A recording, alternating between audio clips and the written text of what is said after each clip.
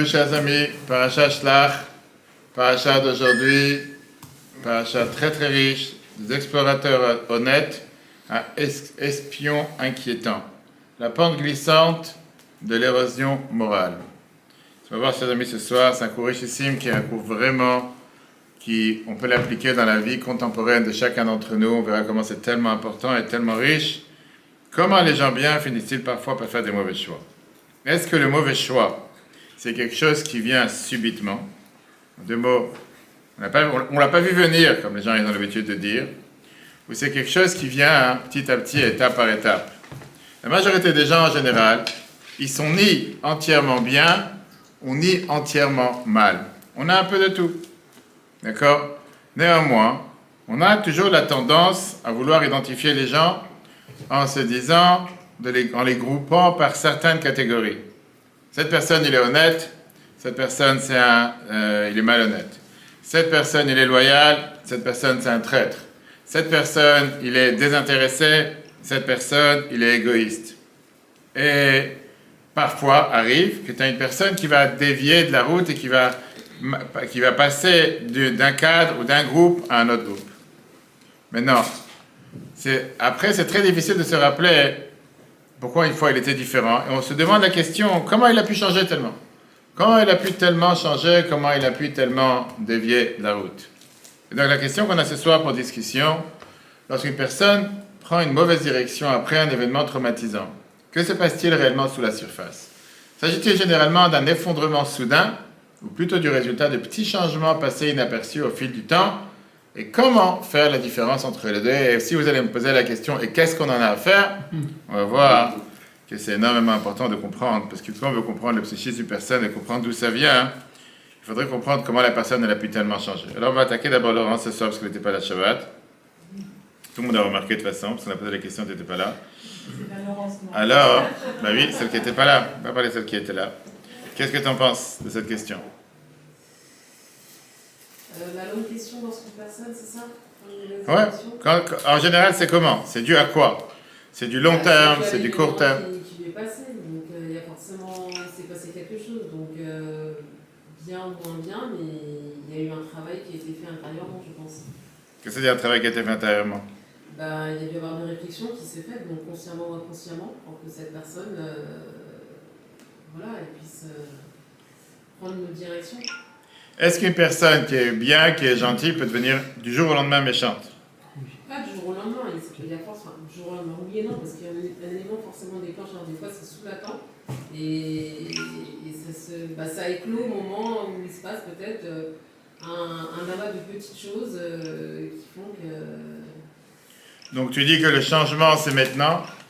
Ça veut dire quoi? Le changement, c'est un changement qui vient de manière radicale ou c'est un changement qui vient petit à petit? Alors pourquoi tu as des gens qui n'arrêtent pas de dire on l'a pas vu venir? Non mais ça c'est une manière de parler.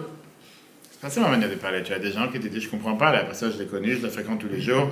Je pensais pas à un instant, on connaît tous une personne que on n'aurait jamais pu penser que c'est une personne qui est tellement malsaine et qui est tellement pervers, etc. Que des fois les gens ils ont tellement ils réussissent tellement à cacher leur propre jeu que parfois on ne s'en rend pas compte.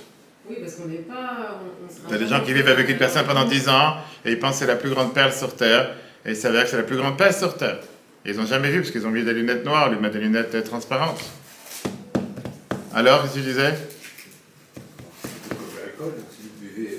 Donc toi tu dis que le changement c'est quoi? D'un coup vous perdez la tête. C'est progressif. Progressif. Qu'est-ce qu'il dit Dan? Ça peut arriver des deux. Ça peut arriver du jour au lendemain, et ça peut arriver progressivement, et là je rejoins Laurence sur progressivement, à un moment il va falloir un élément déclencheur. Mais pour moi les deux c'est possible. Les deux c'est possible. Qu'est-ce qu'il dit Laurent?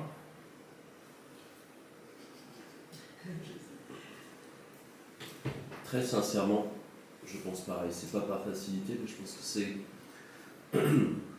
Il y a un truc au départ, une raison, et le petit décalage il se fait petit à petit sur le temps, c'est pour ça qu'on ne le voit pas. Et un jour, il y a un vrai changement qui est visible cette fois. Ok. Moi je pense au contraire, je pense qu'on est soit gentil, soit méchant. Ça peut pas être les deux à la fois. Alors comment tu peux avoir quelqu'un de gentil qui devient méchant? Elle n'a jamais été gentille cette personne. Ok. Est-ce qu'elle a changé? Ok, alors regardons, chers amis. L'histoire des explorateurs commence avec l'instruction que Dieu a demandé à Moshe de sélectionner des leaders de chaque tribu pour être des scouts. C'est quoi les scouts? Meir, tu te caches derrière. C'est quoi les scouts? C'est des militaires, je crois. Militaires. En quelle armée? Dans l'armée de Corée du Nord. Les scouts, c'est pas des militaires. T'as jamais fait des scouts? Les scouts, c'est des visites. Ça n'existe pas vraiment en France. Les scouts, en général, ça veut dire c'est quoi? C'est comme pas savoir des colonies, c'est des qui vont visiter, qui vont explorer. Très social. C'est des explorateurs, c'est des gens qui vont explorer la terre, qui vont découvrir, ils aiment bien découvrir les forêts, etc. Et la Torah, elle nous parle de qui étaient ces gens-là. Moshe a choisi le chef de chaque tribu pour explorer, c'est pas explorer hein, comme on voit dans les ordinateurs, explorer la terre de Canaan. Regardons le texte numéro 1, Mordechai. Moshe les envoyait du désert de Paran selon l'ordre de Dieu. Paran, pourquoi Paran? Paran, no. Ils étaient tous des hommes importants, des chefs des enfants d'Israël. Très bien, écoute bien ce qu'on vient de dire. On vient de dire Kulam Anashim en hébreu, ils étaient tous des hommes. Et la question qu'on demande, pourquoi la Torah a besoin de nous dire qu'ils étaient tous des hommes? Déjà important. On comprend du contexte que c'était des hommes. Et Rashi, comme d'habitude, quand on apprend Rashi et on réfléchit à ce qu'on dit, on le prend à chaque fois. C'est le discours du Rabbi ce soir, de Sicha 33. Le Rabbi demande la question, regardons Rashi, et on va voir que ça a attiré l'attention de Rashi. Et Rashi veut comprendre, et ça c'est la base de la leçon de ce soir, pourquoi on a dit qu'ils étaient des hommes. Regarde, Rashi continue, vas-y. Ils étaient tous des hommes lorsque la Torah emploie le terme homme, cela désigne des personnes importantes. À ce moment-là, les explorateurs étaient moralement intégrés. Donc Rashi te dit, pourquoi la Torah elle a dû te dire Kulam Anashim, vous étiez tous des hommes? Pas pour dire que c'était des hommes et pas des femmes, pour te dire qu'on parle ici des gens importants. Et c'est d'ailleurs la raison pour laquelle Moshe a décidé de les envoyer. Ok. A priori, cette phrase est contradictoire avec ce qu'on va voir juste après, dans ce que Rashi, c'est d'ouvrir, je sais pas, que Rashi il nous dit dans quelques passages plus tard, quand on voit que Moshe il a pris action contre ces supposants hommes pieux. 2a. Pourquoi la Torah souligne-t-elle qu'ils étaient des hommes? On a répondu que le mot homme est utilisé ici pour montrer qu'ils étaient des personnes de valeur. Oui, mais la question qui dérange c'est quoi? Comment tu me dis que c'était des hommes de valeur? Voici ce que Rashi nous dit plus tard dans 2a. Dan, vas-y. Voici les noms des hommes que Moshe envoya explorer le pays. Et Moshe appela Hoshea, fils de Nun, Yehoshua. Bravo. Qu'est-ce que ça veut dire? Hoshea qui était appelé avec plaisir, c'est sanctionné après. Hoshea, on rajoute, au départ il s'appelait Hoshea, il lui a rajouté un Yud, il l'a appelé Yehoshua. Qu'est-ce qui s'est passé? Qu'est-ce qui s'est passé? Quand on voit que Moshe il a changé le nom d'un des explorateurs sans expliquer la raison de ce changement, Rashi, encore une fois, il vient à la rescousse, il vient nous sauver. Il te dit que les lettres que Moshe a décidé de rajouter à Yehoshua sont les lettres du nom de Dieu. En changeant son nom, Moshe il a prié pour que Dieu vienne et protège son disciple Yehoshua du schéma mauvais des espions. C'est quoi la lettre qu'il a rajoutée? Yehoshua. Le grec. Au départ, il s'appelait Hoshea, Hoshea. seulement avec un E. Et il a appelé Yehoshua, et il a rajouté le Yud. Et comme on va tout de suite voir, voilà le texte de comment il s'appelle? Jean-Claude, vas-y. Rashi. Et Moshe appelait Hoshea. Yehoshua, il pria pour lui que Dieu te sauve du conseil des explorateurs. Bravo. Là, on voit la différence pour répondre à Laurent. Hoshea veut dire sauve, que Dieu sauve. Et de là, c'est venu Yehoshua. Moshe changea le nom de Yehoshua afin de prier que Dieu le protège du conseil des explorateurs. Ça veut dire quoi? Si on vient voir cette phrase, ça veut dire que Moshe savait clairement que les explorateurs, ou on va dire ces espions, ils avaient ce qu'on appelle des desseins sinistrés. Et ils voulaient absolument protéger Yehoshua de ça. Maintenant, la question est très très simple. Est-ce que c'était des gens, on vient de dire juste avant, Kulam Anashim Ksherim Ayoui, comme il a dit Mordechai, ils étaient des hommes, lorsque la Torah emploie le terme homme, cela désigne des personnes importantes. On a dit tout à l'heure que c'était des gens importants, des gens bien, des gens pieux, d'accord? Ou bien, au départ, ils étaient des gens qu'on vient de voir, des gens qu'il fallait protéger, qu'il fallait les sauver de leurs conseils. Maintenant, tu ne peux pas être les deux à la fois. Tu ne peux pas dire qu'au départ, ce sont des gens bien, et qu'en même temps qu'ils sont des gens bien, il faut que Moshe ait pris pour Yoshua, pour que Yoshua il soit sauvé de leurs mauvais conseils. D'accord? Et si c'était vraiment des gens bien, pourquoi Moshe a besoin de prier pour sauver Yoshua de leurs conseils? Alors, revenons à la question initiale. Quand est-ce que les explorateurs, les scouts, quand est-ce que ces espions, on va dire, ils ont failli à leur mission? Est-ce que le rapport négatif qu'ils ont donné sur la terre d'Israël, c'était un changement radical qui s'est passé en un instant? Ou bien ça a commencé beaucoup plus tôt, même avant encore qu'ils partent, quand ils étaient encore considérés des gens bien et des gens pieux? Parce que la tension qu'on a entre le fait qu'ils avaient cette valeur, on l'a dit tout à l'heure, la valeur d'être choisis par Moshe, et le fait qu'ils sont tombés, c'est un grand écart, c'est pas un petit écart. Et on peut comprendre pourquoi Moshe il a choisi de donner à Yoshua le nom Yoshua, lui d'Osha, pour leur sauver, parce que apparemment, depuis le départ, ils avaient déjà arbitré à une idée qu'il fallait corriger.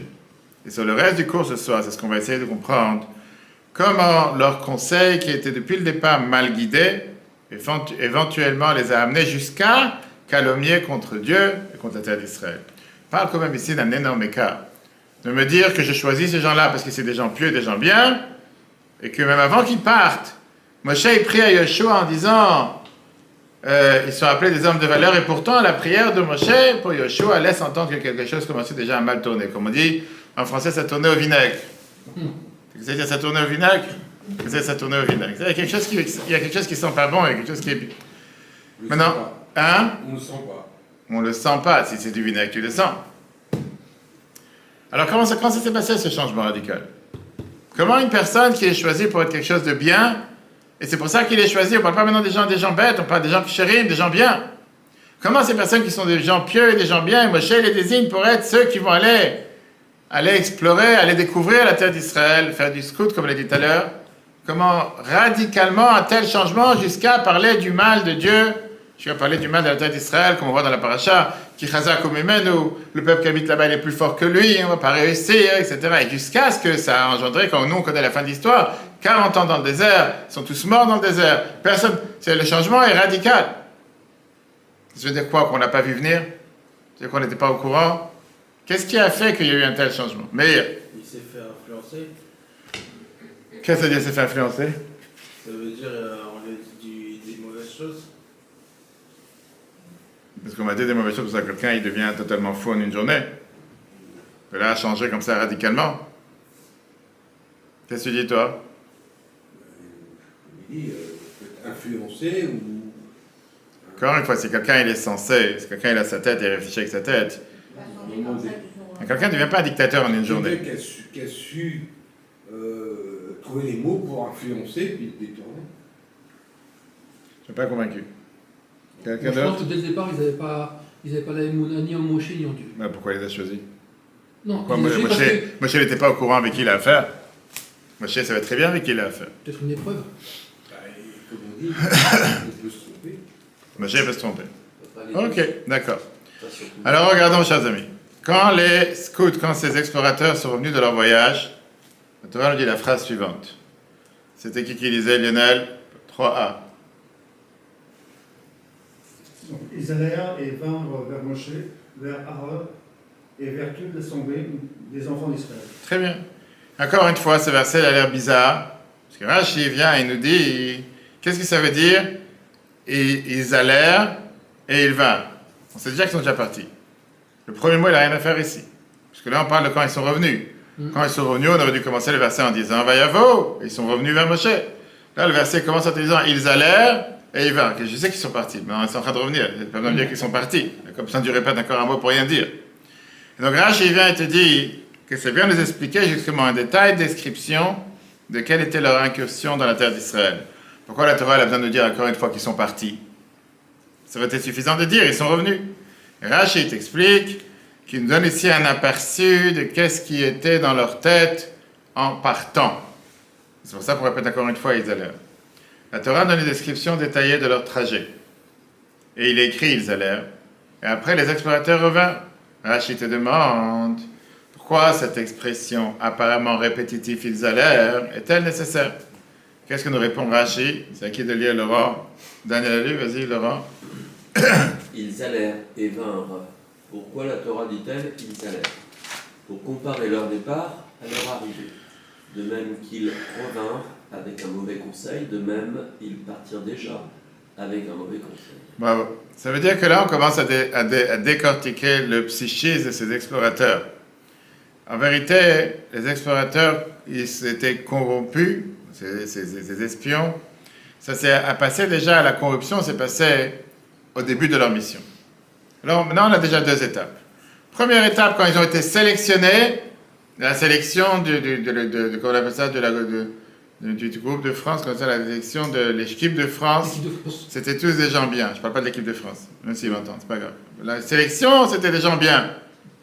Deuxièmement, ils ont décidé, avant même de partir, avant même d'aller dans leur mission, ils ont décidé déjà de revenir avec un mauvais rapport. Maintenant, la question, elle est, qu'est-ce qui s'est passé entre le point A et le point B?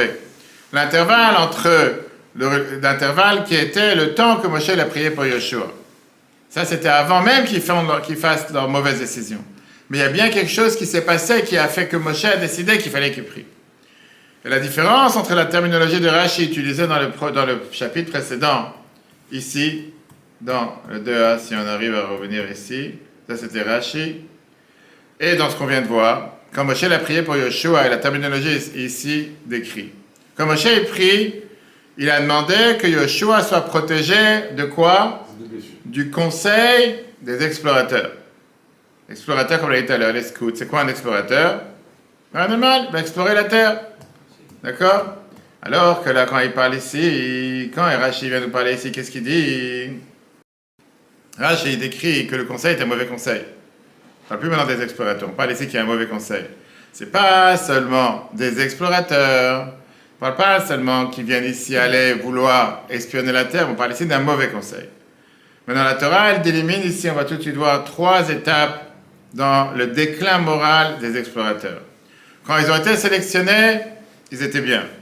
Juste après, avant même qu'ils partent, ils ont développé ce qu'on appelle ce conseil des explorateurs. Et Moshe, il a prié que Yoshua soit sauvé d'eux. Au moment de partir, ils avaient déjà développé ce mauvais conseil qu'ils ont maintenu jusqu'à ce qu'ils reviennent. Rashi, il explique ici l'expression « ils allèrent » vint souligner leur état d'esprit dès le début du voyage. 3 étapes dans leur déclin moral. Ils commençaient parfaitement intègres, ils développaient le conseil des explorateurs et Moshe pria pour que Yeshua soit épargné avant même de partir. Et enfin, ils développèrent un mauvais conseil dès leur départ et revinrent avec le même état d'esprit. Et donc c'était une progression. Et c'est ce qu'on va essayer de décortiquer ce soir ensemble. Pourquoi? Parce que les 2 extrêmes, on les comprend. Ils étaient bien, ils sont devenus mauvais. Qu'est-ce qui s'est passé au milieu? Qu'est-ce qui a fait qu'il y a un tel changement? Comment tu veux dire dans le chiffre numéro 1, ils commencent tout à fait intègres, et comment ils reviennent avec un mauvais conseil? Ça veut dire qu'avant même de partir, ils étaient déjà dans un mauvais esprit? Non, la deuxième, on a dit, ils ont développé le conseil des explorateurs. C'était pas un comme. Après, on dit, dès leur départ, une fois qu'ils sont partis, ils étaient déjà avec un mauvais conseil. Ben, c'est ça qu'on demande.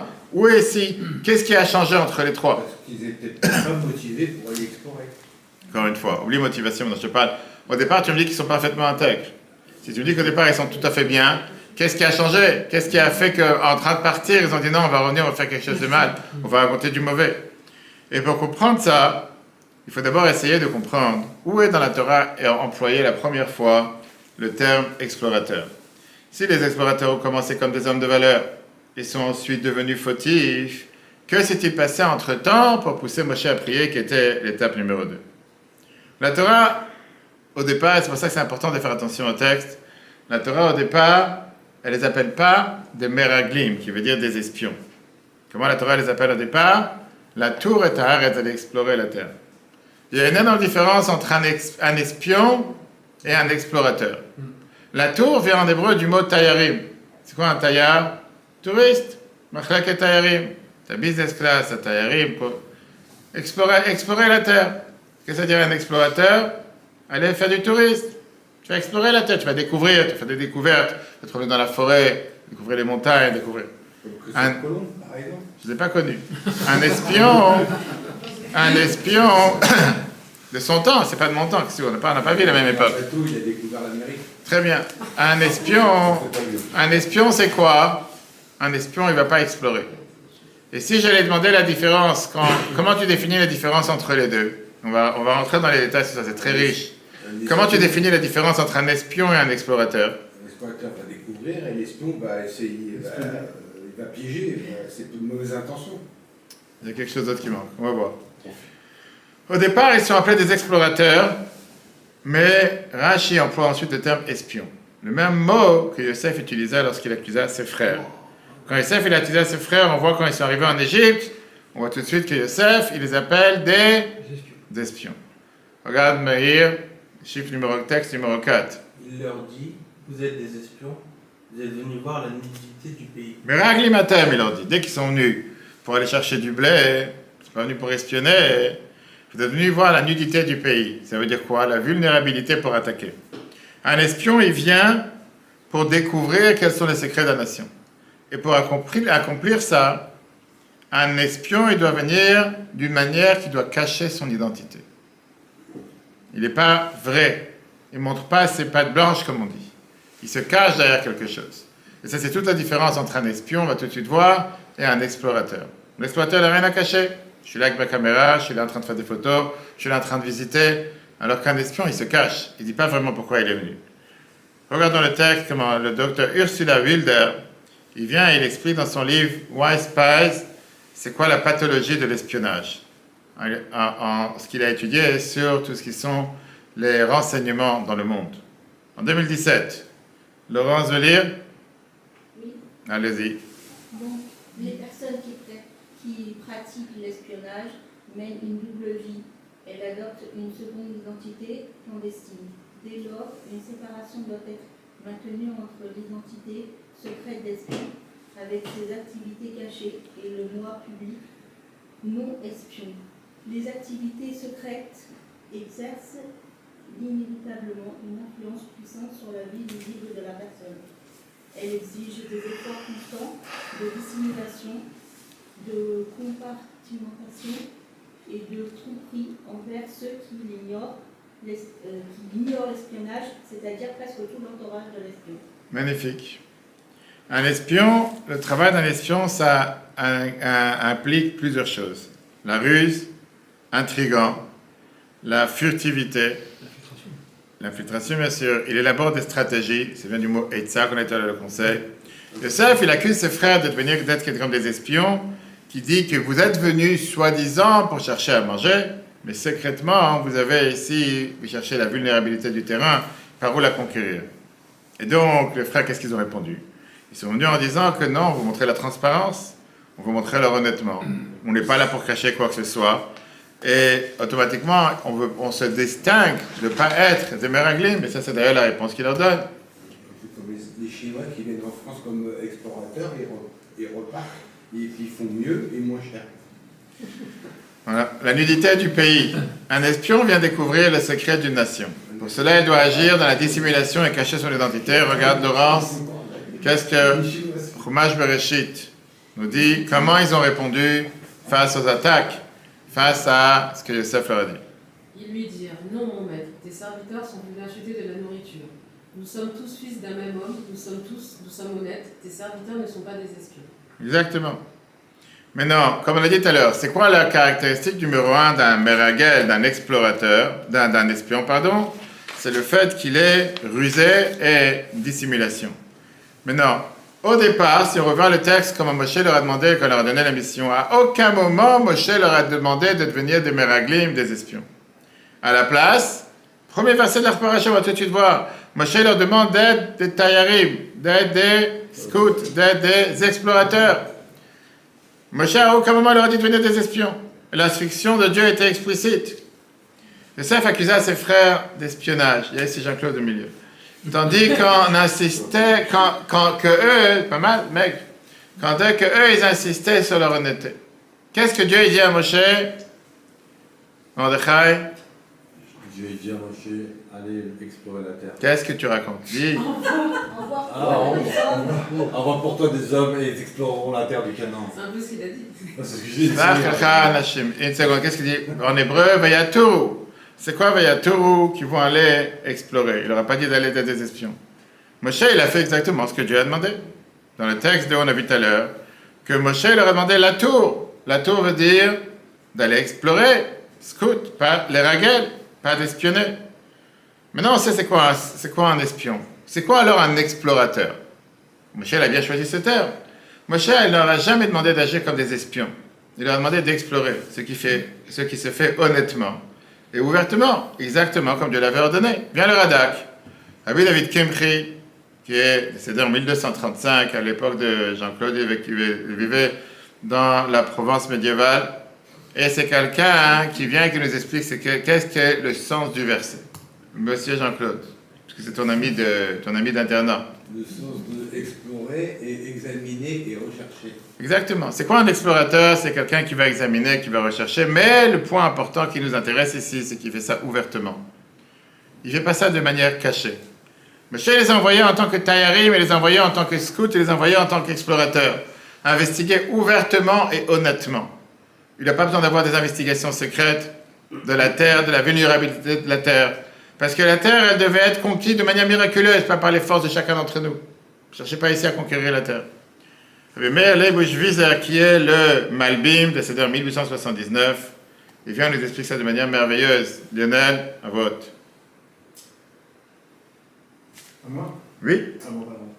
Dieu lui révéla qu'il n'était pas nécessaire d'envoyer des espions pour repérer secrètement les faiblesses du pays, car la conquête ne se ferait pas par des moyens naturels. Par la voie naturelle, il aurait été impossible de conquérir le pays tant ses habitants étaient puissants. La conquête devait donc être miraculeuse par Dieu. Il n'était pas nécessaire d'envoyer des espions pour découvrir les vulnérabilités du pays, car rien ne pouvait empêcher Dieu de donner la terre aux Juifs, quelle que soit la manière dont ils entreraient. Dieu permit à Moshe d'envoyer ces hommes parce qu'il savait que les Juifs ne croyaient pas pleinement dans leur cœur que c'était une terre où coule le lait et le miel. Il permit donc à Moshe d'envoyer des explorateurs pour voir la bonté du pays, non des espions pour découvrir la nudité. J'ai une question. Vas-y. Si dès le départ, quoi qu'il arrive, Dieu les laisse occuper de donner le pays au peuple d'Israël, pourquoi avoir décidé d'envoyer des explorateurs? La très bonne question, et la réponse est que Dieu l'a jamais demandé d'envoyer. C'est pour ça que le premier verset vient et te dit Shlach lecha. Et Rashi te dit Shlach lecha. Moi, je t'ai pas demandé d'envoyer. Tu veux envoyer, envoie-toi sur ta décision. Moi, je t'ai rien demandé. Moi, j'ai pas besoin d'explorateurs. Mais comme Moshe l'a dit, ils n'ont pas confiance, je dis tu veux envoyer, envoie. D'accord. Et après, c'est pour ça que ça a tourné au vinaigre, comme l'a dit tout à l'heure. Mais au départ, moi, je t'ai pas demandé d'envoyer. Maintenant, quand il a dit tu veux qu'ils envoient, ils ont qu'à aller explorer la terre. Moshe, il a envoyé. Donc, le plan pour conquérir la terre était miraculeux. Pas s'habituer sur la stratégie militaire. Comme si Dieu a besoin qu'on envoie ici des espions pour aller savoir ce qui se passe. Et donc, Moshe n'avait pas besoin d'avoir de l'information sur la vulnérabilité du terrain. Il voulait avoir de l'information pour convaincre les gens que la terre était bonne et que ça valait la peine d'aller, etc. Et pour ça suffisait d'avoir des explorateurs transparents et c'était totalement suffi et approprié. On n'a pas besoin de se cacher. Néanmoins, ces espions, ils ont développé ce qu'on appelle le conseil des espions. L'idée de servir comme espions à la place d'être des explorateurs. Ils ont décidé de rajouter à ça un composant militaire à leur mandat, ce qu'il leur a été demandé de faire, et ils ont offert un conseil stratégique, comment conquérir la terre. Que pour ça, pour pouvoir conquérir la terre, il faut devenir un espion et pas un explorateur. Et là, c'est la première faille où ils ont dévié de leur mission. Ils étaient encore cachers, ils étaient encore des gens pieux au départ, dans le sens que leur but c'était de donner un conseil au peuple juif comment conquérir la terre. Et ils devaient de toute façon venir rapporter que c'est une terre où coule le lait et le miel. Leur conseil n'était pas un mauvais conseil, seulement c'était un conseil qui a mal tourné parce qu'à la place d'aller en tant qu'explorateurs, ils sont partis en tant qu'espions. Il n'était pas nécessaire d'espionner secrètement, puisque la conquête du pays devait être miraculeuse. Là, c'est la photo de Laurence. Moshe n'envoya des explorateurs que parce que le peuple ne croyait pas pleinement à la bonté du pays. Dieu, il n'a rien demandé. Tu veux, vas-y. Et c'est là qu'on a dit tout à l'heure qu'au départ, déjà, ça a mal tourné. Pourquoi? Parce que quand moi, je t'ai demandé d'aller en tant qu'explorateur, tu as décidé de changer, et tu t'es dit, ah, si déjà, je vais en tant qu'espion. Je t'ai rien demandé, je peux me donner en tant qu'espion. Rabbi Shua Levi Horowitz de Shalom, qui est décédé en 1630, de Prague, qui vient nous explique que ça devenait très très belle. Qui c'est qui est en train de lire? Tu as lu déjà tout le monde, Dan? L'idée de rapporter une mauvaise parole sur le pays n'était pas encore entrée dans leurs esprits. À ce moment-là, ils étaient purs et innocents de telles pensées. Cependant, le potentiel de leur faute était déjà en place. Après avoir commis une faute subtile, ils finirent par en arriver à une faute complète. Et là, on commence à avoir une partie de la réponse à la question qu'on a demandé tout à l'heure. Le fait d'avoir cette subtilité, de ce changement d'approche, c'était ce qu'on appelle le moment de crevaison. Il n'y a pas longtemps, j'avais un pneu crevé dans le vélo. Je suis parti chez Decathlon pour demander comment ça se fait, j'arrive pas à rouler, ça roule, alors qu'on venait de changer, etc. Et j'ai dit, oui, il y a la crevaison, maintenant tu vois, il y a du jus qui sort dans la chambre à air, il y a du jus qui sort. Là, on peut remarquer qu'il y a quelque chose, certainement qu'il y avait une épine qui était quelque chose qui a fait que, je suis allé rouler cette épine, on ne l'a pas trouvée. Je suis alors, il est crevé ou il n'est pas crevé? Non, certainement qu'il y avait une épine qui grattait. Ça, c'était le point qui a commencé.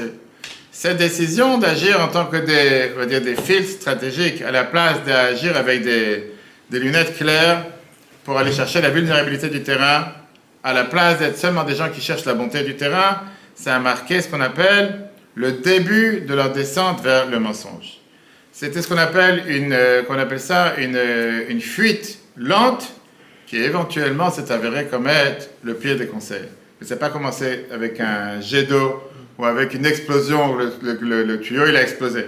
D'abord c'était une toute petite fuite que tu ne remarques même pas, c'est une goutte d'eau qui tombe, tu vois à peine la fuite, tu ne la vois même pas, et tout d'un coup tu commences, le mur il commence à avoir des taches, tu commences à avoir la peinture qui gonfle, tu dis mais qu'est-ce qui se passe? Et l'autre il vient et te dit mais ça fait 3 mois que c'est dur. Comment je ne me suis pas rendu compte? Et donc pour leur changement de cette manière, la divination de Moshe elle a compris tout de suite qu'ils étaient avec une stratégie particulière plutôt que d'être ce qu'on appelle en anglais être upfront, plutôt que d'être clair, plutôt que d'être, je dirais avec les pattes blanches et puis les pattes transparents. Et c'est pour ça qu'il a prié pour Yoshua. Qu'est-ce qu'il a prié pour Yoshua? En demandant que Yoshua reste fidèle à la mission pour laquelle il a été envoyé, qu'il reste toujours un explorateur, un touriste, et qu'il n'a pas succombé à leur plan de devenir un espion, d'aller chercher de manière clandestine pour des victoires stratégiques. Il a prié pour 2 raisons. Première raison, changer de leur mandat, ça va abîmer leur connexion avec Moshe, comme on va tout de suite voir dans la suite. Et puisque être un espion veut dire cacher la vérité, il s'est dit que si c'est comme ça veut dire que tu as quelque chose à cacher, tu commences à cacher la vérité. Il y a quelque chose qui ne sent pas bon, et c'est pourquoi tu dois cacher la vérité. Qu'est-ce que tu as à cacher? Si tout va bien. Apparemment, il y a quelque chose qui ne va pas. Moi, je n'ai pas envie de faire avec des gens qui cachent la vérité. Tu veux quelque chose? Sois franc, sois direct depuis le départ, sois honnête. Pourquoi tu vas commencer à cacher la vérité? Donc ça, c'est la raison pourquoi il a prié. Et donc, ils sont passés. Et donc, comme il s'est avéré, avant de lire, que les espions, ils ont passé ce qu'on appelle un processus de slow motion. C'est quoi slow motion? T'as déjà vu Jean-Claude dans les films? C'est quoi slow motion? Des fois, on te montre pareil dans les sports ou des choses pareilles, au ralenti. Tout d'un coup, on te montre au ralenti un processus qui est venu, qui a montré où est arrivée leur corruption. Au départ, ça a commencé avec un tout petit changement dans leur pensée, mais de ce petit changement dans leur pensée, on a parlé de ça dans le cours, et Shabbat, il y a une semaine ou deux, qui changeait de 2 mètres 2 dans la direction de l'avion, ça fait que tu as atterri à 360 km, pas le même aéroport. Et c'était rien, tu dis, qu'est-ce que tu as changé? J'ai une petite trajectoire. C'est ça qui a fait toute la différence. Ils ont passé de la confiance à la stratégie, et ce léger changement d'état d'esprit a ouvert la porte à un regard négatif. Moshe vit le danger très tôt et pria pour que Yoshua n'y soit pas entraîné. Ok, très bien. Donc on voit ici 3 étapes dans leur déclin moral. Premièrement, il commençait parfaitement intègre, comme on l'a dit au départ. Moshe a décidé de les envoyer comme explorateurs. Il n'avait aucune raison de penser que quelque chose de mal allait arriver. Deuxièmement, ils développèrent le conseil des explorateurs et Moshe pria pour que Yoshua soit épargné et qu'il ne devienne pas un espion. Après, ils ont décidé, ces hommes choisirent d'agir comme des espions. Moshe pressentit une chute, et il pria et ça s'est pour Yoshua. Je pensais que ça s'était effacé.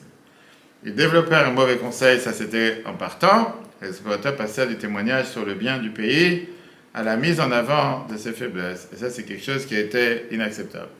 Ok. Maintenant, la déviation des explorateurs, des espions de leur mission, a une application énormément profonde. Pas seulement sur la manière comment ils sont revenus, mais sur aussi leur état spirituel. On va rentrer tout de suite dans une longue, si on peut dire parenthèse, mais c'est important.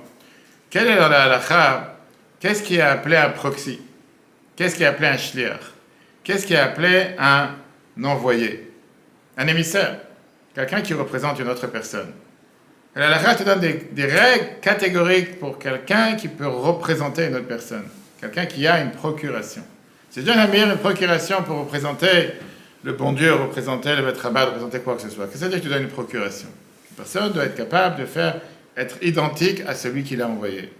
Si celui qui a reçu la procuration, il dévie de ce que la personne l'a envoyé, il ne peut plus représenter la personne qui l'a envoyé. Le proxy ne peut plus représenter, un proxy c'est en français, le proxy aujourd'hui c'est très connu en Israël. Il ne peut plus représenter celui qui l'a envoyé. L'envoyé, il est là pour représenter de manière fidèle pour la mission qu'on lui a donnée. Regardons ce que la halakha. C'est plus qu'un diplomate, parce qu'un diplomate il a sa propre pensée, etc. Regardons ce que la halakha nous dit, il m'a dit dans Mishneh Torah, Laurence, 8-toi. On parle des gens honnêtes. Les actes d'un mandataire qui s'écarte des instructions de celui qui l'a envoyé n'ont aucune validité. De même, la moindre erreur du mandataire, qu'elle concerne un bien immobilier ou mobilier, annule la transaction effectuée par lui. Exactement. C'est le principe légal te dit que si un agent il est autorisé seulement à agir en tant que l'envoyé du proxy, en tant que le proxy de l'envoyé, pardon. Et donc quand tu vas dévier des instructions de celui qui t'a envoyé, même un peu, tu ne représentes plus la personne qui t'a donné un mandat pour le faire. Si tu dévies de la raison ou de la mission que la personne t'a donnée, tu ne peux plus représenter la personne qui t'a envoyé. Donc quand ces espions, ils ont changé la mission, qui était de rapporter le bien d'Israël, en cherchant la vulnérabilité, en offrant des conseils stratégiques, automatiquement ils ont perdu leur statut de vouloir représenter, de vouloir être ceux par qui ils étaient envoyés. Alors oui, ils avaient encore le devoir de rapporter du bien et d'amener avec eux des fruits. Moshe leur a demandé de le faire. Mais au final, le fait qu'ils l'ont fait, c'était plus en tant que représentant de Moshe. C'était en tant que leur propre choix. Et c'est une énorme différence. Parce que quand quelqu'un y rajoute à la shlichut, à la mission qu'il a reçue, ça ne vient pas invalider le fait qu'il est un shliach, le fait qu'il est un envoyé, qu'on va tout de suite voir.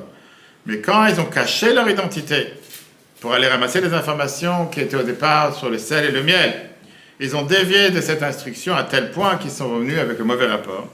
Moshe les a envoyés au départ en pensant qu'ils allaient représenter la mission pour laquelle ils étaient envoyés. Mais le fait qu'ils sont revenus avec une autre mission, ne sont plus les envoyés de Moshe. Ils ne peuvent plus vous dire, je représente Moshe, tu représentes toi-même. Ce n'est pas la mission que moi je t'ai donnée. Et automatiquement, depuis le départ, ils sont partis déjà avec ce mauvais conseil. Lorsque les explorateurs sortirent de leur mission, ils rompirent leur rôle de mandataire de Moshe et perdirent ainsi sa direction et sa protection. C'est pour ça qu'elle a changé. Et donc, puisque ce n'étaient plus les hommes de Moshe, il manquait sa protection, il manquait le mérite de Moshe, qui était essentiel pour que cette mission réussisse, critique pour pouvoir amener le peuple juif dans la terre d'Israël. Et donc, avoir essayé un rôle si important, seulement leur mérite, sans avoir le dos de Moshe derrière eux, ça les a rendus vulnérables. Et éventuellement, ils sont arrivés à faire cette grave erreur. Pourquoi? Parce que vous n'avez plus la protection de Moshe avec eux. La Bible nous explique, on va tout de suite voir, que le mauvais penchant, il sait que quand des fois la mission est tellement importante, il travaille ce qu'on appelle des heures supplémentaires. Pourquoi? On a vu avec le Etz Hadat, l'arbre de la connaissance dans le paradis. C'était un seul arbre. Le paradis a été avec des centaines et des centaines d'arbres. Pourquoi Adam et Ève ne pouvaient pas manger de tous les autres fruits pendant des heures et des heures jusqu'à la fin de la journée? Qu'est-ce qu'ils avaient besoin d'aller manger ou de toucher juste l'arbre, de manger l'arbre que Dieu il a interdit? La réponse elle est que quand le mauvais penchant il sait que c'est la mission que tu dois faire, il va te faire tomber dans cet endroit-là. Il va travailler dur pour que tu tombes là-bas. Dans le reste, ça n'intéresse pas. Ça n'intéresse pas de manger les autres fruits. Pourquoi? Parce que les autres fruits, c'était pas interdit. Il veut que tu ailles manger seulement le fruit interdit. Il veut que tu ailles faire juste ce qu'il ne faut pas faire. Et ça, c'est où ils sont tombés. Alors, dans ce que les Sifri nous dit, 12a, c'est qui disait? Laurent? Non, Laurent, vas-y, c'était qui? Lui, tout le monde, allez, vas-y, Mordechai. Partout dans la Torah concernant la mission, on dit que le mandataire est comme celui qui l'a envoyé. Exactement. Mais ça ne veut pas dire seulement que le mandataire, il agit au nom de celui qui l'a envoyé, mais que c'est la mission, c'est la sienne. Ce qu'il fait, c'est ce qu'il lui fait. Ça veut dire que le mandataire, Il incarne la personne qu'il a envoyée. Maintenant, tu ne peux pas essayer, tu ne peux pas être, tu ne peux pas incarner quelque chose ou quelqu'un totalement différent de toi. Si tu incarnes quelqu'un, tu dois être exactement comme lui. Tu dois exactement l'imiter. Tu dois être identique à lui. Tu ne peux pas incarner une personne et être différent. Ça ne marche pas. Voilà comment l'Admor Azaken nous dit ça dans le Tanya. En s'écartant de leur mission, les explorateurs perdirent non seulement leur autorité, mais rompirent aussi leur lien spirituel avec Moshe. L'Admor Azaken, il écrit ça dans Torah 12b. Nos sages de mémoire bénie ont dit qu'en matière de mission, le mandataire est comme celui qui l'envoie. C'est pourquoi un sourd-muet, une personne mentalement incapable ou un mineur ne peuvent pas servir de mandataire pour des adultes pleinement responsables, car ils ne sont pas semblables à ceux qui les envoient. Seul celui qui est comparable à son envoyeur est apte à accomplir une mission. Exact. Pour être mon mandataire, tu as besoin d'être exactement comme moi. Si je suis un adulte, tu ne peux pas être un mineur. Et donc, si je suis humble, tu ne peux pas être arrogant. Si je suis totalement honnête, tu ne peux pas être un menteur. Honnête, tu ne peux pas être un menteur. Si je suis totalement désintéressé, tu ne peux pas être égoïste. Pour pouvoir incarner une personne, tu dois avoir et tu dois être exactement la même que la personne. Parce que si on n'est pas la même personne, on est incompatible. Et si on est incompatible, automatiquement on ne peut pas être ensemble. Et automatiquement, on ne peut pas agir en tant que mandataire de la personne. Tu ne peux pas représenter une personne si tu n'es pas cette personne-là. Maintenant, si on prend les personnes que Moshe a envoyées. Moshe, c'était, la Torah nous définit sur Moshe un homme de vérité. Moshe émet, le Torah émet. Moshe, c'est quelqu'un de vérité. Pour être un agent de Moshe, pour être un mandataire de Moshe, tu dois incarner la tribu de vérité à 100%. Dévier de l'instruction que Moshe t'a donnée, c'est de dévier de la vérité. Ce qui a fait que ces explorateurs, ils se sont intrinsèquement rendus incapables de pouvoir incarner Moshe.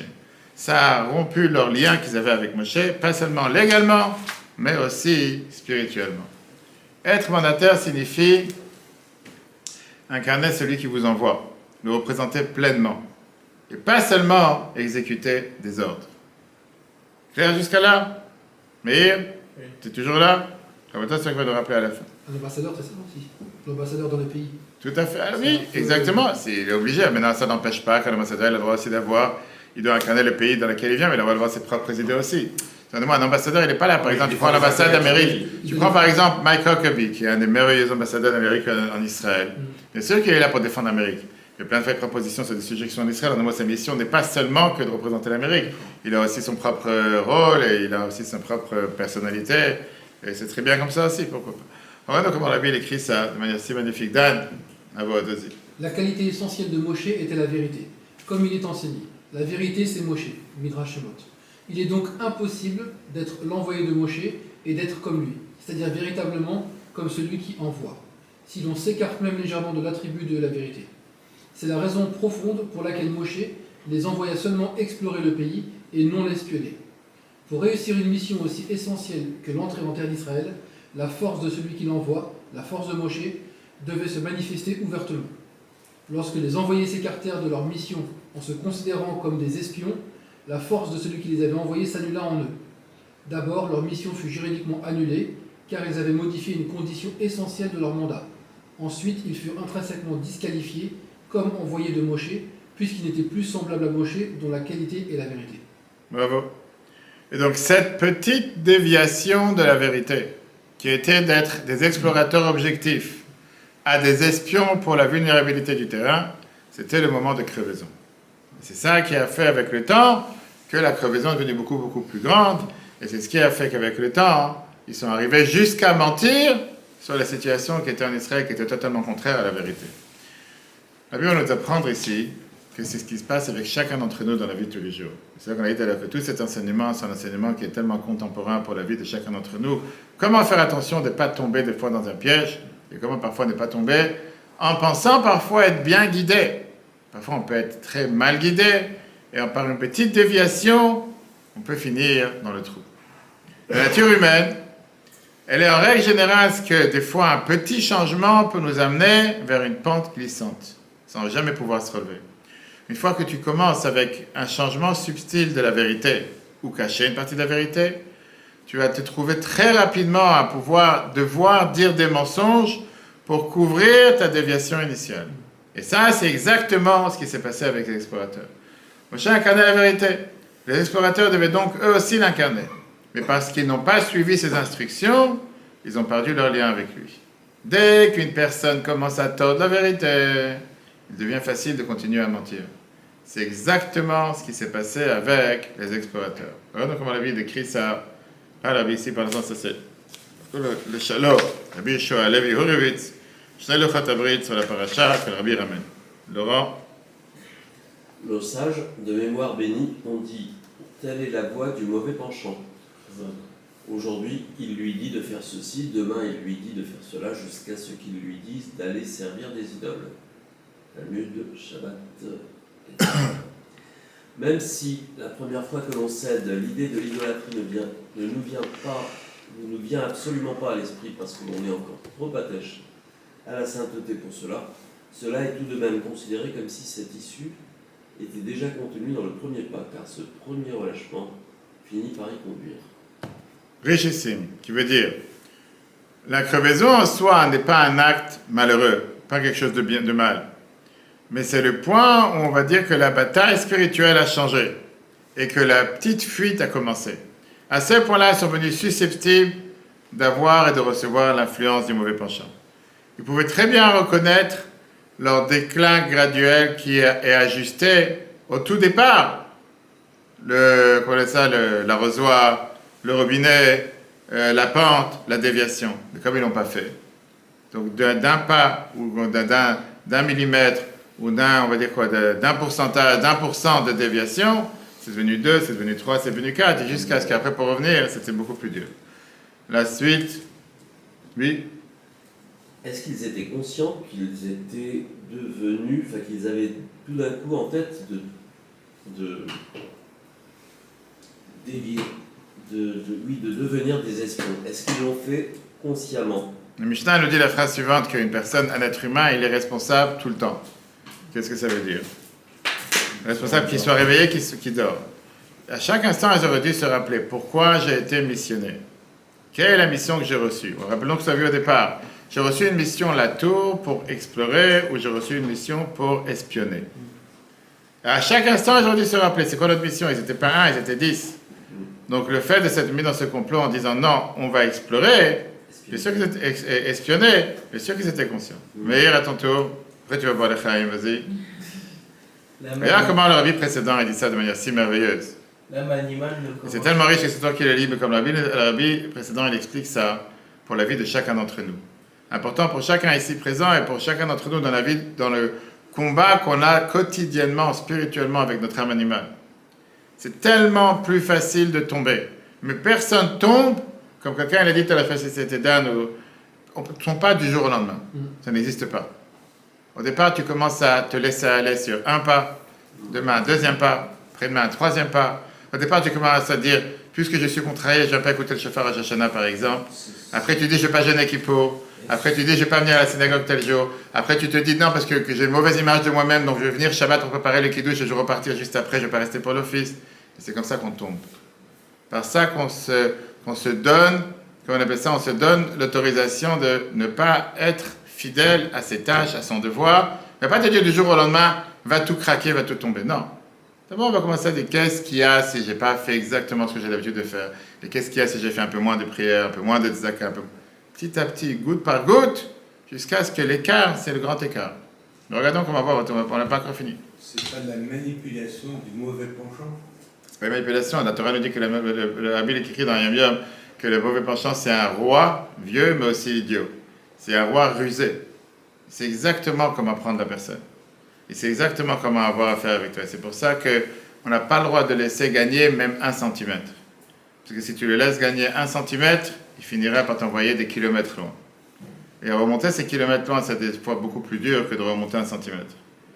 Donc tu n'as pas le droit de te laisser aller, tu n'as pas le droit à chaque fois de te dire, bon, c'est pas grave, ça je laisse tomber, ça je laisse tomber, ça je laisse tomber, ça je fais pas, ça je fais pas.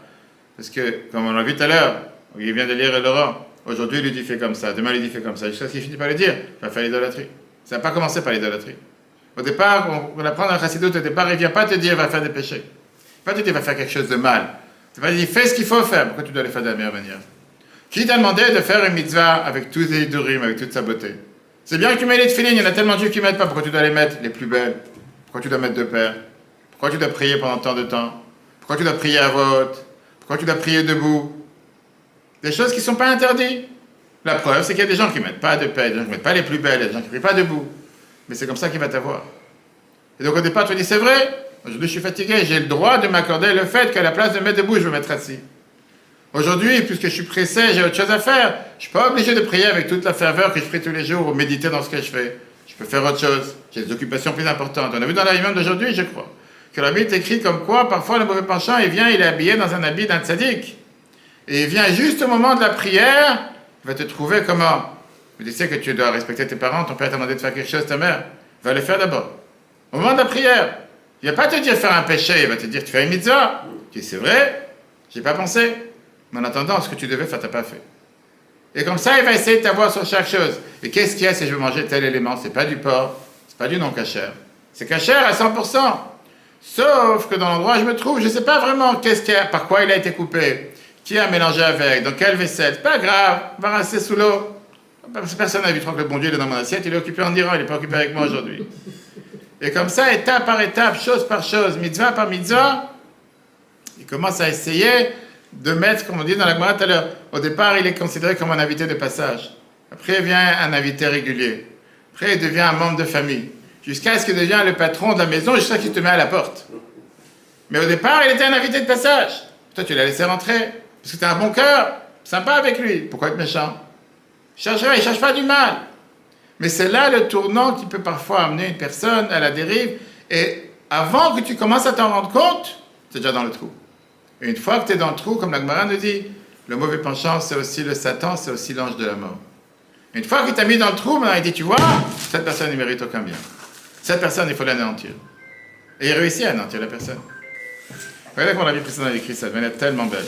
L'âme animale ne commence pas par pousser l'homme à commettre une faute interdite.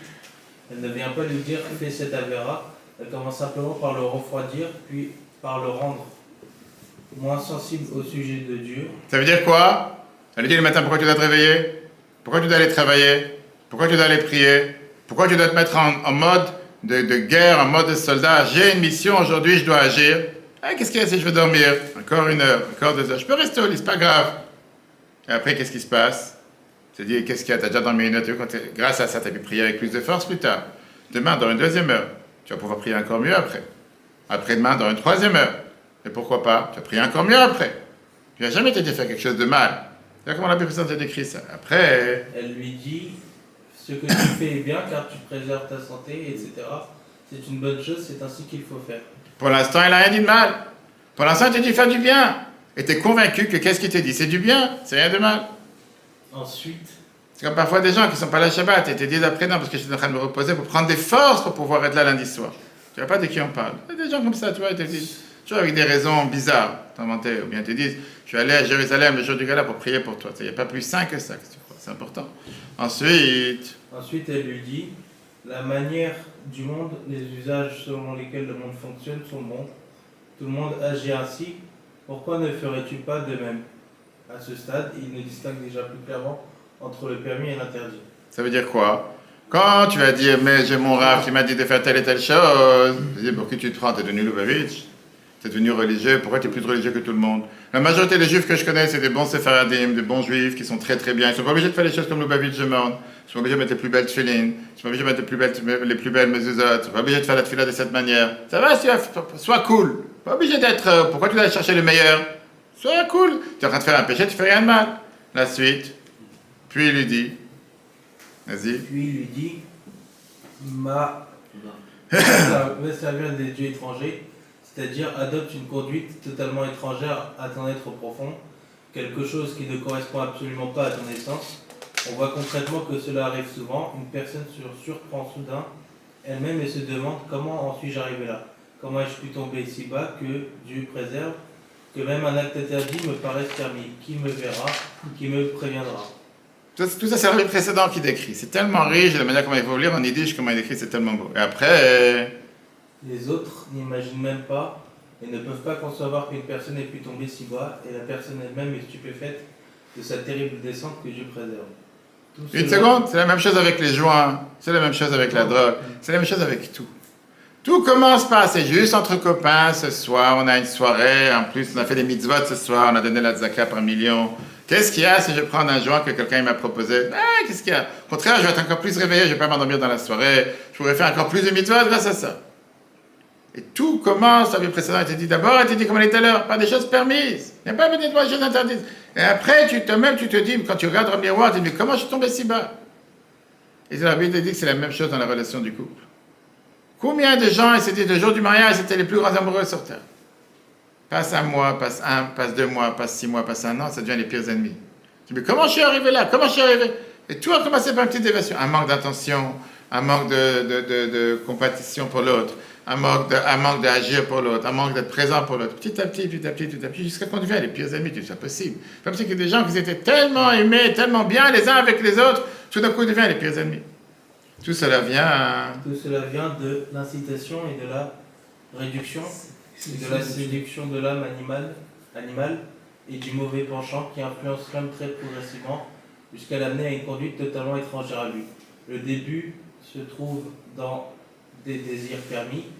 L'excès d'attachement au plaisir permis peut conduire que Dieu préserve à des choses interdites. Ça ne veut pas dire qu'on n'a pas le droit d'avoir du plaisir. Ça ne veut pas dire qu'on n'a pas le droit d'avoir du plaisir permis. Bien sûr qu'on a le droit. Mais tout le temps se rappeler qui on est, qu'est-ce qu'on représente et quelle est la mission que Dieu nous a donnée sur terre. Et donc c'est pour ça que la Bible précédente explique ici que le mauvais penchant, il ne commence pas avec une faute flagrante, mais d'abord il vient avec quoi? En te refroidissant de tout ce qui est ta ferveur spirituelle. Fais la tefila, fais les mitzvot. Pourquoi tu dois être tellement excité? Pourquoi tu fais tellement de ferveur? Pourquoi tu dois le faire avec joie? Tu peux t'asseoir comme dans un canapé en train de lire un journal, mettre un pied sur l'autre, avec la cigarette. Tu ne peux pas parler au bon Dieu de la même manière. Pourquoi pas? Au contraire, montre au bon Dieu que tu es en train de kiffer, en train de lui parler. Pourquoi tu dois parler? Pourquoi tu dois te concentrer? Pourquoi tu dois regarder dans les livres? Pourquoi tu dois parler à voix haute? Et au final, il vient en te disant, il te donne des actions qui sont totalement pas du tout reliées avec Dieu. Il va te dire, tu sais quoi? Donne la tzaka, c'est très bien. Dans Gala, Betrabat Kari, il faut donner la tzaka au maximum. Il ne va pas le donner pour la cause, il va le donner parce que tu attends que les gens vont t'applaudir. Qu'est-ce qu'il y a de mal? Rien de mal. Mais une fois que quelqu'un il commence à se dire, oui, c'est vrai, les gens ne m'ont pas applaudi, ne m'ont pas assez remercié. J'ai besoin d'avoir que les gens ils vont reconnaître le bien que je fais pour pouvoir être reconnu par ce que je fais. La prochaine fois, il va se dire, puisque la société ne m'a pas remarqué, puisque les gens n'ont pas, peut-être c'est parce que j'ai pas fait quelque chose de bien. Et après, il va finir par comment on appelle ça, par tomber dans tout ce qui sont les explications du monde. Par exemple, oui, je sais que je dois prier, mais là, je suis dans l'aéroport, il y a les gens qui me regardent, ça se fait pas. Aujourd'hui, en 2026, on est en danger, il y a Hitler dans la rue. Va savoir, tu vas mettre tes filines, c'est une boîte noire, c'est une bombe, tu vas exploser. Cachette, va te cacher. Tu sais quoi, je préfère prier mieux, avec plus de concentration, plus tard. Parce que maintenant, je vais prier. Je ne pourrais pas prier avec autant de concentration. Je me regarde, je pense plus aux gens qu'à moi. Et donc, il te dit, j'ai envie que tu pries avec concentration. Ça ne se fait pas de prier comme ça, sans se concentrer. Attends. Mais le attends, ça a fait quoi? Que tout d'un coup, il fallait courir pour prendre l'avion. Et tout d'un coup, dans l'avion, il y avait des turbulences. Et Dieu, le bon Dieu, il a fait en sorte que tu n'as jamais eu autant de turbulences que ce jour-là, donc tu ne pouvais jamais te lever pour prendre ton sac pour mettre tes filines. Et en final, l'avion, il a atterri, il fait nuit. Il a dit, waouh, j'ai pas prié. Non, c'est pas grave, j'avais une bonne attention.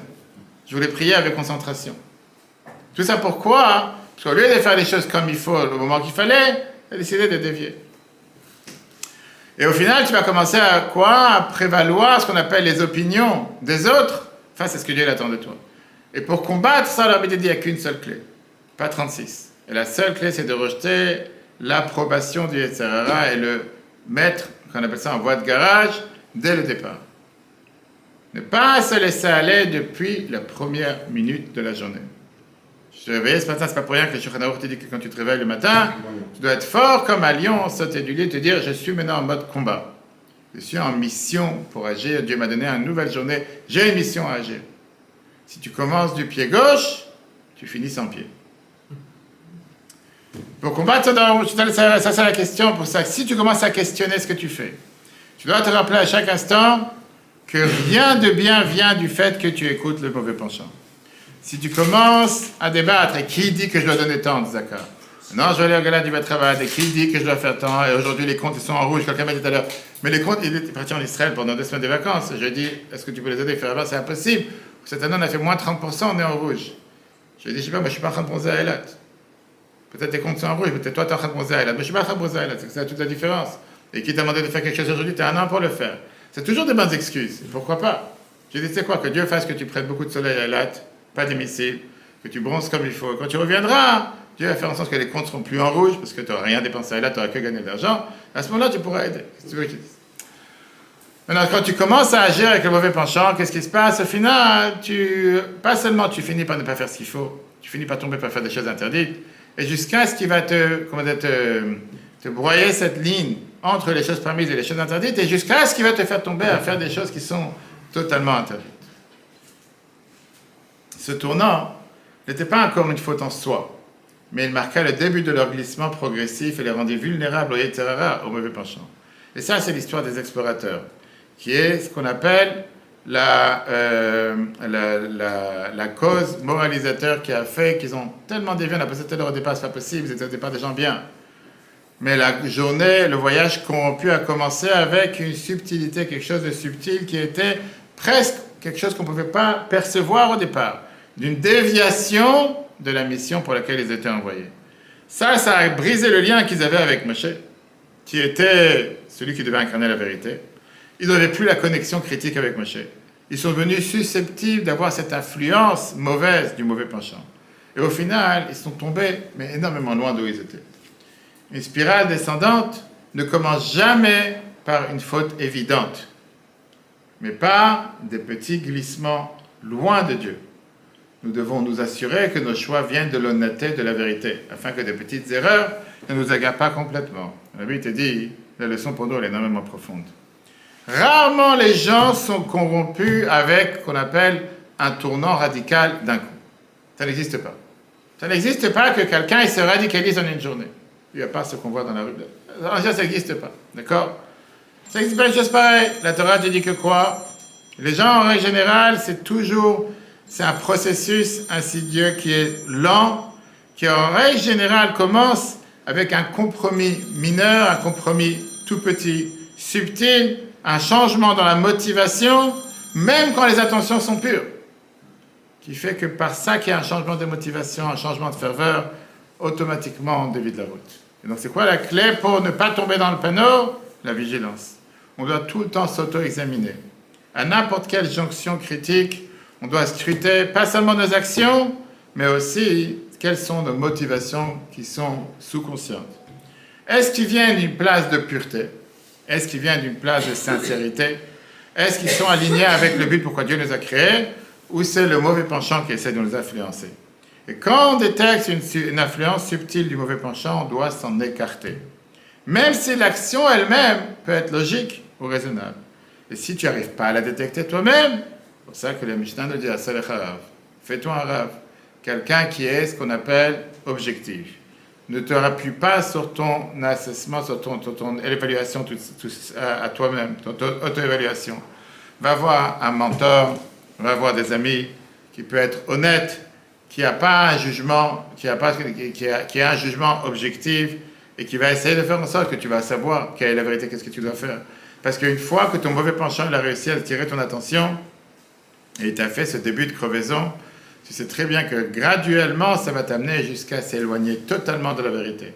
En reconnaissant et en se gardant de cette crevaison subtile qui est initiale petite, tu peux te protéger, te prévenir d'une grande fuite jusqu'à devenir une catastrophe incommensurable. Avant d'arriver à la fin, écoutez cette merveilleuse histoire. Merveilleuse histoire, chers amis, qui vient nous montrer comment parfois, juste un petit changement peut tout changer. Rabbi Avraham Lempel, c'était un grand businessman en Pologne. Il était connu pour être quelqu'un qui était énormément honnête. Chaque transaction a été enregistrée méticuleusement et il était vraiment éloigné de tout ce qui pouvait lui paraître quelque chose qui n'était pas comme la règle, pas comme la loi avec les autorités, les taxes, etc. Pendant des années, son business s'est comporté de la meilleure manière sans aucun problème. Un jour, il avait une opportunité. On lui a proposé un deal important par essayer de garder, de couper un peu les angles, on va dire, et d'essayer d'éviter de payer autant d'impôts, autant de taxes, etc., etc. Il a hésité, parce qu'il était tenté de pouvoir gagner un peu plus d'argent, et il s'est dit, tu sais quoi, je vais faire encore plus de zakat. C'est tout ce que les gens te disent. Grâce à ça, je pourrais faire encore plus de zakat. Et donc, presque immédiatement, il a regretté. Mais avant de réparer son erreur, les autorités polonaises, ils sont venus, ils ont arrêté tous ceux qui étaient mélangés dans ce scam, et ils ont mis, dans ce scandale, ils ont mis une date pour le tribunal. Ok, la date s'approche. Et là, il a tout d'un coup un nouveau business qui se propose à lui. Et il a décidé d'aller voyager chez son rabbi qui était le rabbi Sachadov de Belz pour demander une bracha. Mais il était énormément dérangé du fait qu'il y a le tribunal qui arrive, il va savoir ce qui va lui tomber dessus. Pour une fois qu'il est tombé, et il n'a pas une mauvaise intention, il voulait faire du bien, il voulait faire quelque chose de bien, etc. Maintenant, il avait honte, il n'a pas voulu raconter au rabbi, j'ai fait ici un scandale, j'ai essayé de couper les angles, etc. Et il a demandé au rabbi de pouvoir réussir dans son nouveau deal qu'il va maintenant signer. Avant de partir, le rabbi a remarqué qu'il y a quelque chose qui le dérangeait, qu'il ne voulait pas dire. Le rabbi sait exactement ce qui se passe avec chacun. Donc le rabbi lui a dit, si tu as une opportunité d'aider quelqu'un, même si c'est un étranger ordinaire du bazar, du marché, n'hésite pas à aider. Et comme ça, il a quitté le rabbi. Ok. Ça l'a frappé, mais il a dit, quel rapport que le rabbi est en train de me dire? Il va maintenant à la station de train, comme vous avez l'habitude, et il regarde, en espérant de pouvoir mettre en application les conseils du rabbi. Et là, il remarque une femme qui est en panique, anxieuse, sur la plateforme. Elle n'avait pas l'air juive. Femme russe, orthodoxe, protestante, on doit savoir. Elle avait l'air un peu perturbée. Abraham, il s'approche d'elle, il lui demande ce qu'elle a besoin d'aide. Elle dit non, merci, j'ai pas besoin. Mais il a compris qu'il y a quelque chose qui la dérange. Et il s'est dit, certainement, le rabbi m'a dit ces phrases. Il dit, peut-être je vais lui demander encore une fois. Et là, avec plus d'empathie, il demande, mais c'est sûr, il y a rien qui vous dérange. Et là, cette femme, elle voit qu'il insiste, et elle lui dit, oui, j'ai perdu mon porte-monnaie. J'ai perdu mon porte-monnaie ou mon sac, je ne sais pas ce qu'il y avait à l'époque, je ne sais pas s'il y avait des cartes bancaires, on va savoir, peut-être qu'il y avait des roubles, on va savoir ce qu'il y avait dedans, avec tous mes documents personnels et mon argent. Je ne sais pas s'il a été volé ou si je l'ai perdu, mais je n'ai pas de moyen pour m'entrer à la maison. C'est pour ça que je suis en train de tourner sur la gare, parce que je ne sais pas comment rentrer. Il dit, combien tu as besoin pour rentrer à la maison? Elle a dit, j'ai besoin de 25 zloty. C'est la monnaie du pays à l'époque, disons 25 roubles. Sans hésiter, il rentre sa main sans son porte-monnaie, il compte 25 zloty, il rajoute quelques-uns en plus et il lui donne. Va, bon voyage, il dit avec un sourire. Cette femme commence à pleurer. Elle dit merci, merci infiniment. Elle a dit regarde, je te donne ma carte de visite. On va savoir quelle carte de visite c'est Pologne à l'époque. C'est un jour, on peut se contacter, pourquoi pas. Est-ce que d'abord je peux te payer? Comment je peux te repayer? Et lui il rigole, il dit pas besoin.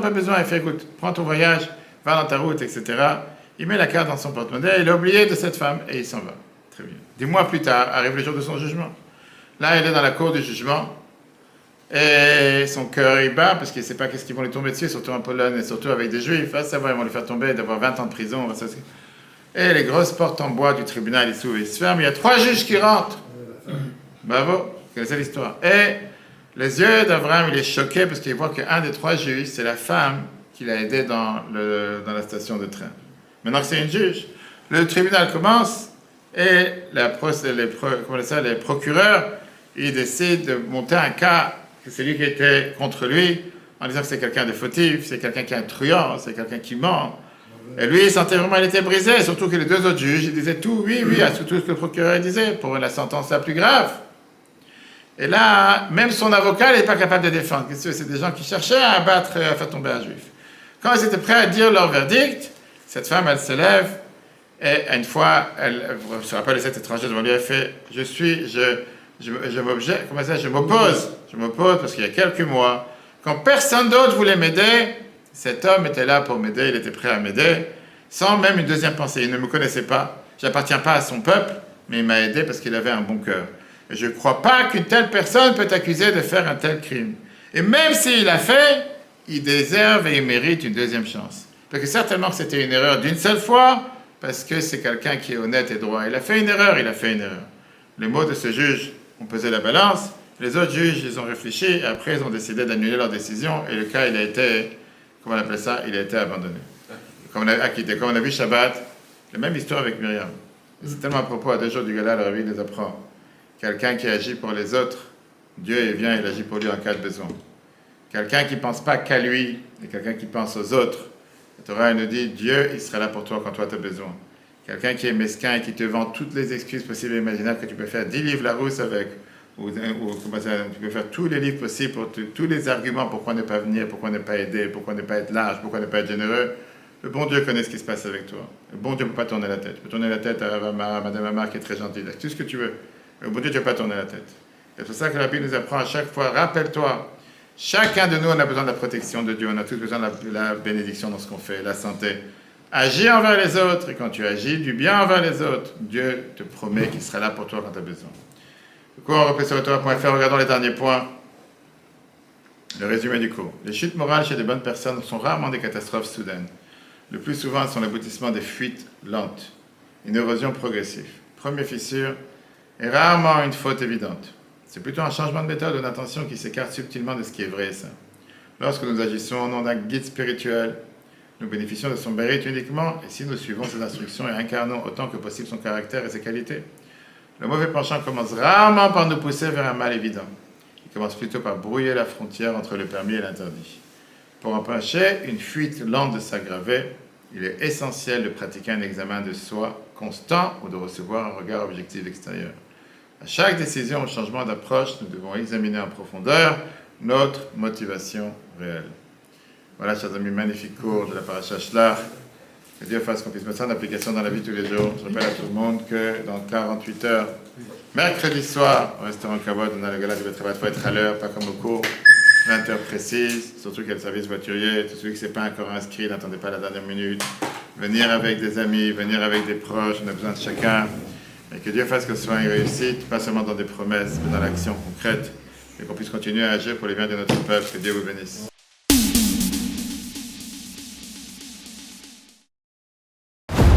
Eutora.fr, la Torah en live. Ce cours est proposé par Eutora.fr. Pour nous aider à continuer à diffuser les cours de Torah, vous pouvez faire même une petite contribution sur notre site www.eutora.fr dans l'onglet « Faire un don ». Retrouvez-nous aussi sur les réseaux sociaux.